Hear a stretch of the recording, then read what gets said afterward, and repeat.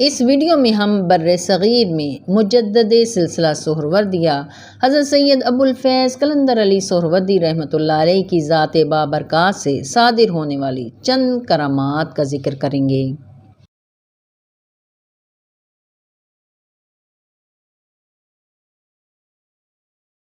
بسم اللہ الرحمن الرحیم، صلی اللہ تعالی علی حبیبہ محمد وآلہ وسلم۔ الا ان اولیاء اللہ لا خوف علیہم ولا هم یحزنون۔ ایک مرتبہ فرمایا، ہماری مرضی کے خلاف اس دہلیز کے اندر کوئی قدم نہیں رکھ سکتا۔ اللہ رب العزت کی مہربانی سے جو آتا ہے وہ کبھی خالی ہاتھ واپس نہیں لوٹتا۔ ہماری دعا اللہ تعالیٰ نے اپنی بارگاہ میں قبول فرمائی کہ یا اللہ مجھے اس گروہ خلق کا واسطہ بنا جن کی کامیابی و کامرانی تو اپنی رضا میں پہلے ہی مقدر کر چکا ہے۔ 20ویں صدی عیسوی میں جن ہستیوں نے بر صغیر میں دین اسلام کے لیے بے لوث خدمات انجام دیں، ان میں ایک نام قطب زماں قلندر رسول نما حضرت سید ابو الفیض قلندر علی سہروردی رحمۃ اللہ علیہ کا ہے۔ آپ خاندان سادات کرام قادریہ گیلانی کے چشم و چراغ ہیں اور 23ویں پشت میں آپ کا سلسلہ نسب پیران پیر دستگیر سید حضرت غوث العظم محی الدین عبد القادر جیلانی رحمۃ اللہ علیہ سے جا ملتا ہے۔ سید ابو الفیض قلندر علی سہروردی 4 جنوری 1895 میں کوٹلی لوہارا ضلع سیالکوٹ میں پیدا ہوئے۔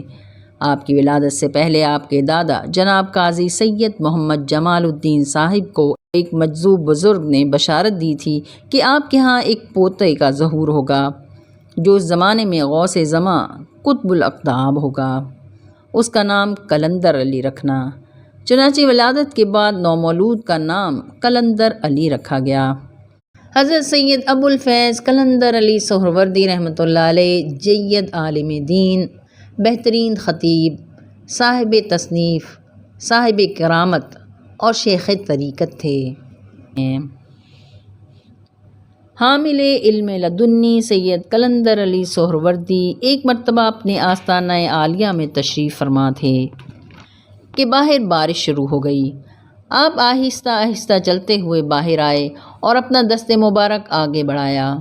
بارش کے قطرے آپ کے ہاتھوں پر گرنے لگے تو آپ نے فرمایا، وہ بھی کیا ولی ہوگا جس کو یہ بھی علم نہ ہو کہ برسنے والی بارش کے کتنے قطرے زمین پر گرے ہیں۔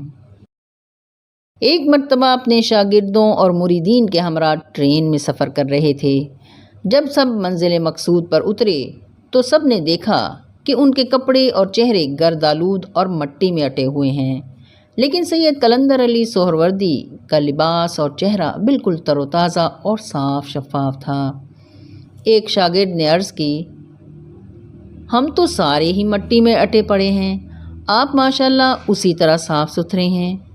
تو آپ نے فرمایا، مٹی ہماری تابع ہے، ہم مٹی کے تابع نہیں ہیں۔ تصور شیخ کی اہمیت کے حوالے سے ایک مرتبہ فرمایا کہ سلوک کی ابتدائی منزلوں میں ایک شام میں اپنے گاؤں میں چارہ کاٹ رہا تھا۔ چارے کی ہری بھری نالیوں کو مٹھی میں دبا لیتا اور دائیں ہاتھ سے درانتی پکڑے تصور شیخ پکائے چارہ کاٹتا جاتا۔ دوسرے دن میں اپنے مرشد بابا غلام محمد سہروردی کی خدمت میں حاضر ہوا تو وہ فرمانے لگے، چارہ کاٹتے وقت تصور نہ کیا کرو، مجھے اس سے تکلیف ہوتی ہے۔ ایک بار آپ ٹرین میں سفر کر رہے تھے، آپ کے پاس بیٹھے چند طالب علم خدا کے وجود پر بحث کرنے لگے کہ آیا خدا کا وجود ہے یا نہیں۔ سارا راستہ وہ یہ بحث کرتے رہے۔ جب ٹرین رکی تو ان طالب علموں نے آپ سے پوچھا، حضرت جی آپ بھی کچھ فرمائیں۔ تو آپ نے فرمایا، بحث کس بات پر ہو رہی تھی؟ انہوں نے بتایا تو فرمایا، تم انکار کس کا کر رہے تھے؟ کہنے لگے، خدا کا۔ آپ نے فرمایا، جس کا وجود ہوتا ہے بحث اسی پر ہوتی ہے، کسی ایسی چیز پر بحث نہیں ہوتی جس کا وجود نہ ہو۔ سید ابو الفیض قلندر علی سہروردی رحمۃ اللہ علیہ صاحب قلم بھی تھے۔ آپ نے سیاح لامکاں الفقر فخری، جمال رسول اور جمال الہی کے علاوہ کئی کتب اور دینی رسائل بھی تصنیف فرمائے۔ آپ نے آخری دور میں خود کو تصنیف و تالیف کے لیے وقف کر دیا۔ جب آپ کتاب لکھنے بیٹھتے تو مسلسل لکھتے رہتے تھے۔ لکھتے ہوئے آپ کتاب کا حوالہ دیتے کہ حضور داتا گنج بخش رحمۃ اللہ علیہ کشف المحجوب کے صفحہ نمبر فلاں پر یہ لکھتے ہیں اور کتاب عوارف المعارف کے صفحہ نمبر فلاں پر یہ لکھتے ہیں۔ ایک مرتبہ آپ کے ایک شاگرد نے سوال کیا، حضور یہ حوالہ جات جب آپ دیتے ہیں تو کتاب تو آپ کے پاس نہیں ہوتی، تو آپ کیسے صفحہ نمبر اور سارے حوالہ جات دیتے ہیں؟ اس پر آپ نے فرمایا، جب میں لکھنا شروع کرتا ہوں تو کتابیں خود کھل کھل کر میرے سامنے آنا شروع ہو جاتی ہیں، اور جب وہ حوالہ جات پرکھے جاتے تو وہی ہوتے۔ آپ نے تحریک پاکستان میں بھی انتہائی متحرک اور فعال کردار ادا کیا اور اپنے متوسلین کو بھی مسلم لیگ اور تحریک پاکستان کی حمایت کا حکم دیا۔ 1948 میں جب آل انڈیا جمعیت علماء پاکستان میں تبدیل کیا گیا تو آپ کو مرکزی ناظم اطلاعات نامزد کیا گیا۔ پاکستان بننے کے بعد کچھ لوگ آپ کی خدمت میں حاضر ہوئے اور عرض کیا، جیسے حالات ہیں لگتا ہے ہماری آزادی ختم نہ ہو جائے اور ہم واپس غلامی میں نہ چلے جائیں۔ یہ سن کر آپ نے جلال کے عالم میں فرمایا، پاکستان اللہ کا انعام ہے اور اس کی یہ شان نہیں ہے کہ وہ کسی کو انعام دے کر واپس لے۔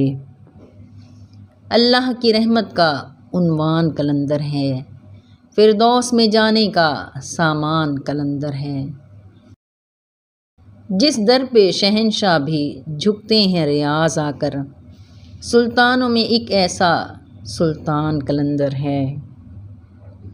اللہ تعالی ہم سب کو اپنے پیاروں کا ذکر کرنے اور سننے کی توفیق عطا فرمائے، آمین یا رب العالمین، آمین۔